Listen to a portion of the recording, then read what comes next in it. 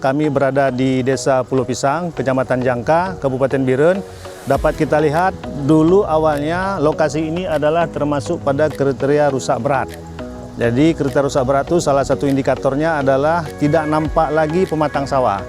Tapi dengan perubahan iklim, cuaca yang begitu panas, air sudah mulai surut ya, sudah mulai muncul tanah-tanah dan sudah nampak pematang.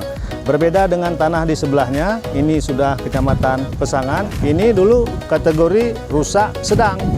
Sehingga rusak ringan dan rusak sedang itu menjadi prioritas utama bantuan dari Kementerian Pertanian.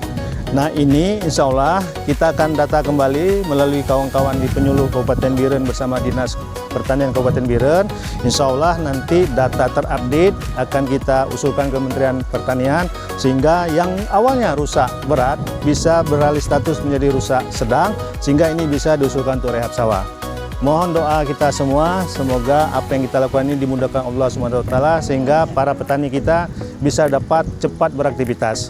Demikian dari Biren. Assalamualaikum warahmatullahi wabarakatuh. Ya, kita dari pemerintah, baik pemerintah pusat, pemerintah provinsi, dan juga bekerjasama dengan pemerintah kabupaten, terus berusaha keras untuk bagaimana membantu lahan sawah petani yang sudah terdampak. Secara total untuk Aceh ada sekitar 57.000 hektar yang terdampak, dengan kategori 27.000 hektar rusak ringan, kemudian ada rusak sedang sekitar 13.000-an hektar, kemudian ada rusak berat sekitar 16.000 hektar. Nah, untuk rusak ringan, insya Allah itu sudah dilaksanakan SID, survei investigasi desain, dan sebagian itu sudah olah lahan ataupun melakukan optimasi lahan. Kemudian yang rusak sedang itu dinamakan dengan rehabilitasi, seperti yang barusan kita lihat sudah dilakukan penanaman. Sedangkan untuk rusak berat ini yang masih belum ada penanganan. Seperti kata pemerintah pusat, insya Allah semua lahan-lahan yang rusak itu terdampak bencana, insya Allah akan ditangani oleh pemerintah.